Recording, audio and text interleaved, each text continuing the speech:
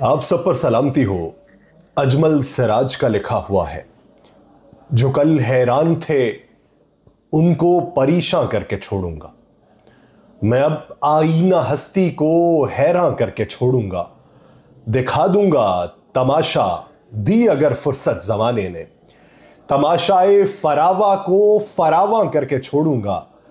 किया था इश्क ने ताराज जिस सहने गुलिस्तां को, मैं अब उस पर मोहब्बत को निगहबां करके छोड़ूंगा। आया है जो हर एक जर्रे में हर खुर्शीद में अजमल, मैं उस पर्दा नशी को अब नुमायां करके छोड़ूंगा। नाज़रीन, मैं हूं यासिर रशीद और आप मेरा वीलॉग देख रहे हैं। नाज़रीन, कल रात गए पंजाब में निगरान वज़ीर आला मोहसिन नकवी ने एक प्रेस कॉन्फ्रेंस की।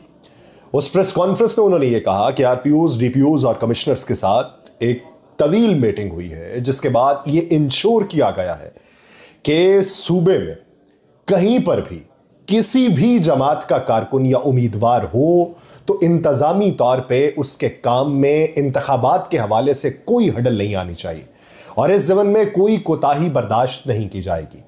यानी हर जमात को लेवल प्लेइंग फील्ड देने का ऐलान किया गया। दूसरी तरफ पाकिस्तान मुस्लिम लीग नून देखें, जो दावा करती है कि पंजाब में से वो 125 नशिस्तें हासिल कर पाएंगे। उन्होंने 54 कौमी असम्बली के हल्के कुली तौर के ऊपर खाली छोड़े। उन्होंने हतमी फहरिस्तों का ऐलान किया और पाकिस्तान मुस्लिम लीग नून ने 54 हल्कों में मुख्तलिफ वजूहात की बुनियादों पर उम्मीदवारान का ऐलान नहीं किया।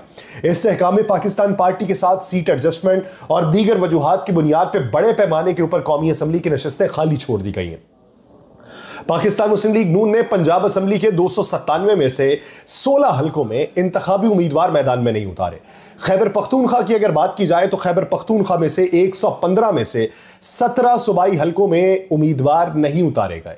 सिंध की अगर बात की जाए तो सिंध के 130 में से 77 सूबाई असम्बली की नशिस्तें खाली छोड़ दी गई हैं। बलोचिस्तान में 51 में से 44 सूबाई असम्बली नशिस्तों पर उम्मीदवार मैदान में उतारे गए। मुस्लिम लीग नून ने कौमी असम्बली के 212 हल्कों में उम्मीदवार नामजद किए हैं।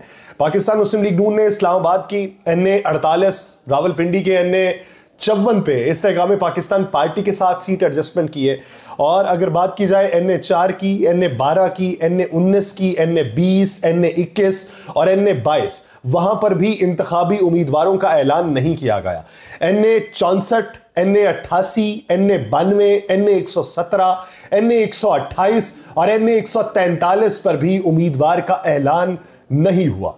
पाकिस्तान मुस्लिम लीग नून ने कौमी असम्बली का हल्का NA 149, 165, 185, 190, 191, 192 और 193 पर भी उम्मीदवार का ऐलान नहीं किया। यूं कुली तौर के ऊपर पाकिस्तान मुस्लिम लीग नून ने कुल 54 कौमी असम्बली के हल्कों में उम्मीदवारों का ऐलान नहीं किया और इसके साथ साथ वो दावा ये करते हैं कि वो कुली तौर पे सादा अक्सरियत से हुकूमत बनाने में कामयाब हो जाएंगे। यानी आप भी फिर किसी के कंधे पे सवार होकर आना चाह रहे हैं, उस कंधे में आप IPP को भी शामिल कर रहे हैं और दीगर जमातों को भी शामिल कर रहे हैं। मखलूत हुकूमत बनाने से आपका क्या होगा? दूसरी तरफ बल्ला छिनने के बाद पाकिस्तान तहरीक इंसाफ के उम्मीदवार आजाद हैसियत में होंगे मैदान में। बहस ये हो रही है कि क्या 8 फरवरी के इंतखाबात के नतीजे में आजाद हैसियत से जीतने वाले जो अराकीन हैं वो कौमी और सूबाई असम्बली में तहरीक इंसाफ या किसी ऐसी सियासी जमात जिसको इलेक्शन में हिस्सा लेने की इजाजत नहीं दी गई हो, उससे निशान वापस लिया गया, क्या उसमें शामिल हो सकते हैं? इस ज़मन के अंदर कानूनी अफराद की राय यह है क्योंकि किसी सियासी जमात जिसका इंतखाबी निशान वापस ले लिया गया और उसे बहसीयत सियासी जमात इलेक्शन लड़ने की इजाजत ना दी गई हो, तो क्या ऐसी जमात में आज़ाद हैसियत से इलेक्शन जीतने वाले शामिल हो सकते हैं या नहीं? इस बारे में ना आइन के अंदर कुछ लिखा हुआ है और ना ही इलेक्शन एक्ट में इस बारे में कोई वजाहत मौजूद है। पाकिस्तान तहरीक इंसाफ से इंतखाबी निशान बल्ला वापस ले लिया गया, जिसकी वजह से बहसीयत सियासी जमात वो आइंदा का इलेक्शन नहीं लड़ सकती। लेकिन कानूनी तौर के ऊपर पाकिस्तान तहरीक इंसाफ अब भी एक रजिस्टर्ड सियासी जमात है और आइन के मुताबिक आजाद हैसियत से जीतने वाले मेंबरान कौमी और सूबाई असम्बलियों के पास उनके इलेक्शन जीतने के नोटिफिकेशन के 3 दिन के अंदर यह इख्तियार उनके पास होता है कि वो किसी भी सियासी जमात के अंदर शामिल हो जाए।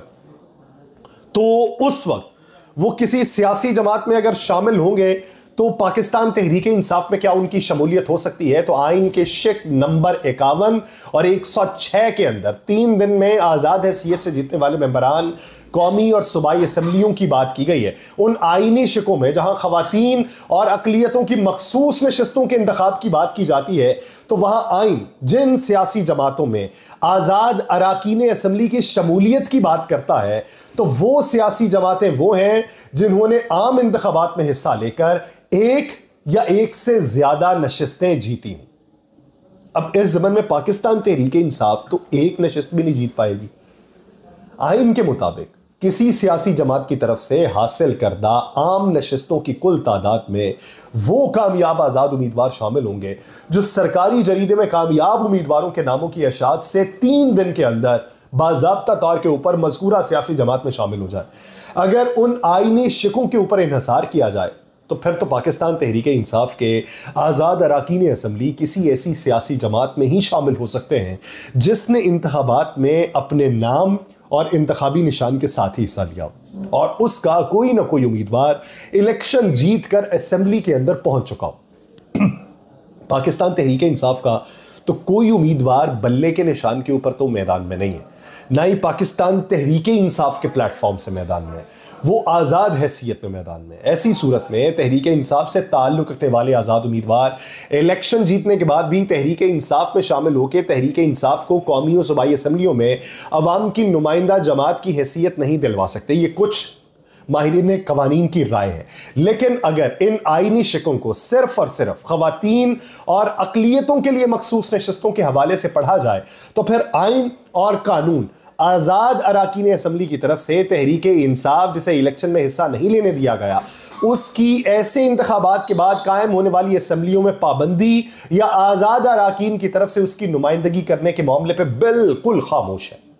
पाकिस्तान तहरीक इंसाफ को अगरचे ये दुरुस्त खदशा है कि आज़ाद अराकीन की हैसियत से जीतने वाले उसके कुछ या कई अराकीन को इंतखाबात के बाद मुख्तलिफ सियासी जमातों में दबाव या लालच के जरिए शामिल किया जा सकता है, लेकिन अब यह इलेक्शन कमीशन और अदलिया ने ही फैसला करना होगा कि क्या पाकिस्तान तहरीक इंसाफ को आइंदा की असम्बलियों में इलेक्शन जीतने वाले आज़ाद अराकीन के जरिए कौमियों सूबाई असम्बलियों में बहाल किया जा सकता है या नहीं किया जा सकता। ये वो मामला है जिसके ऊपर गुज़श्ता दिनों इलेक्शन कमीशन ऑफ पाकिस्तान में भी एक इजलास हुआ था और इस ज़मन में ज़रा ये खबर देते हैं कि इलेक्शन कमीशन ये कह चुका है कि अगर आप अपने इंतखाबात करवा लेते हैं, इंट्रा पार्टी इंतखाबात कानूनी तरीके से करवाते हैं, तो फिर आपकी जो मखसूस नशिस्तों वाली कैटेगरी है वो बहाल कर दी जाएगी।